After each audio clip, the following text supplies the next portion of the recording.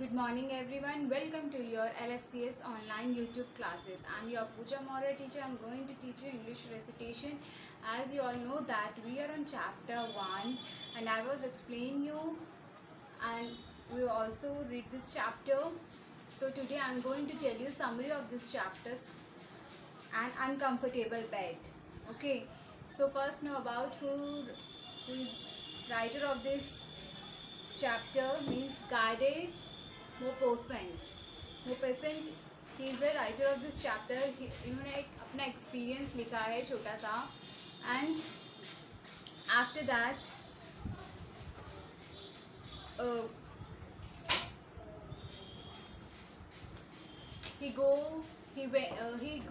he went to spend a few days with his friends in Picardy, and his friends are very fond of practicals, jokes, and when he arrived, he he his friends gave him a great reception, and at once he think about that everything is maybe a suspicious, that they have to make a practical joke with him, and he doesn't want to become a victim of the joke in his expenses.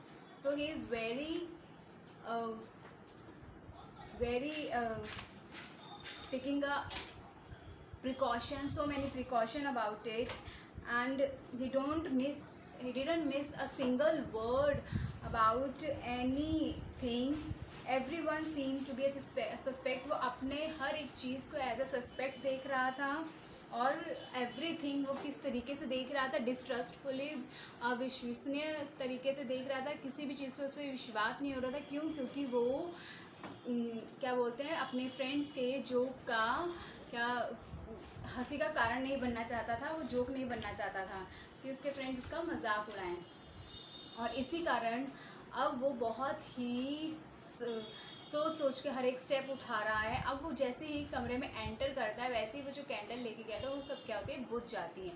और जैसे ही वो candle when he lighted the candles, that and after that he moved a short steps, and finally he examined the whole room. He looked the ceiling, he looked floor, he looked curtains, shutters, everything which was in the room. He inspected that, and after that he didn't dare to get into the bed, and he made his bed middle of the room. He taken a mattress in middle of the room in front of the door, and but the bed was particularly suspicious looking.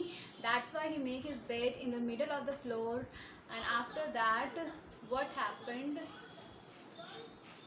he suddenly thought of precautions and a safety. And now after that, he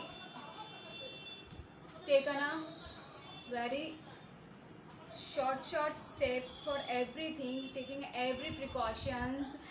And after taking a shower, cold shower, he think to sleep. And when he go in the deep sleep, and then all of a sudden he awakened with a start by a heavy body tumbling down right on the top of him. At the same time, he felt that the face, that the neck and the chest, means he feel that the burning liquid on the chest, on the face, and he also uh, listened the dreadful noise of the leaden plates fallen down, and he become a different, means वो plates वगैरह गिरने का उसको डर होता है. चाय की प्याली उसके ऊपर गिर जाती है, उसको फील होता है कि उसके ऊपर कुछ भारी चीज़ गिरी है, जिससे उसकी आँख, जिससे वो जाग जाता है. और उसके ऊपर कुछ बर्निंग लिक्विड गिरा है, और उसके ऊपर कुछ उसके प्लेट्स वगैरह, डिशेस वगैरह से कबर्ड्स में पड़ी होती है, उसमें से गिरी हैं, और उसके कान सुन्न हो जाते हैं.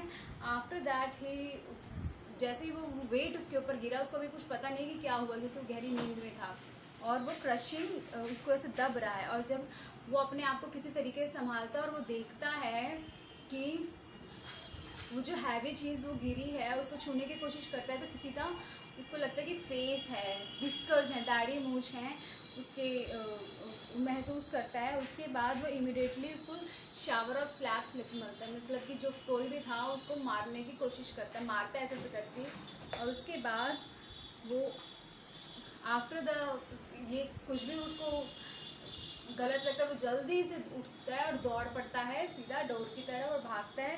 Then he looked a broad light, and it's a very daylight. And then after that he came in the room, and what he saw that the laying improvised bed, there is a dismayed valet, means जो improvised bed जो उसने bed बिछाया हुआ था उसके ऊपर कौन पड़ा हुआ है, वैलेट पड़ा हुआ है। वैलेट मीन्स काम वाला जो आदमी जो होटल्स वगैरह में सर्व करता है, जो हेल्प करता है, वही। और वो अब फिर क्या पता चलता है कि वो जो भारी जो चीज़ जो गिरी थी वो वही वैलेट गिरा था। क्यों, कैसे, कि वो मॉर्निंग कप ऑफ टी लाया था, cup of T bring for him, and he draped over him an unexpected bed. जैसे वो बेड जो उसने मिडल में बिछाया था उसको नहीं पता था कि डोर के सामने होगा, वो जैसे ही एंटर करता है उस बेड से वो फंस जाता है और वो उसके ऊपर गिर जाता है। वो जो बर्निंग लिक्विड जो गिरता है वो चाय गिरती है उसके ऊपर। और उसके बाद जो उसके हाथ में सब कुछ जो कुछ भी होता है वो सामान सीधा साइड पे गिर जाता है। प्लेट्स, ब्रेकफास्ट है, सब गिर जाता है, जिसकी आवाज़ से वो जो प्लेट्स कप जो टूटे थे जिसकी आवाज़ से वो क्या हो जाता था, डिफेंड हो जाता था। And after that I had taken many precautions, means उन्होंने बहुत प्रिकॉशंस ली थी कि वो प्रैक्टिकल जोक्स ना का शिकार ना हो। पर फिर भी वो क्या हो गया, गोइंग टू द, जैसे ही वो मिडल ऑफ द बेड सोया, उसको ना चाहते हुए भी उस मैट्रेस के कारण उसे क्या होना पड़ा, उसका शिकार होना पड़ा, प्रैक्टिकल जोक का शिकार होना पड़ा। ना तो वो अपने फ्रेंड्स का शिकार हो, वो अपने आप खुद ही उस प्रैक्टिकल जोक का विक्टिम हो गया। So after that this is all for the day. Hope you understand the summary. Your homework is you have to write summary of this chapter 1. Okay, your chapter 1. So students, summary ऐसे नहीं लिखना है कि आपने book की उठा के 4 line लिख दी। नो, मीनिंगफुल होना चाहिए, जो आपको समझ आया है वो लिखिए। Okay, so on Saturday MS है हमारा, एमएस अभी नहीं पढ़ाया जा रहा है तो इसलिए ऑफ रहेगा। अब now on Monday, so your homework is write the summary of chapter 1. Okay, goodbye students, have a nice day.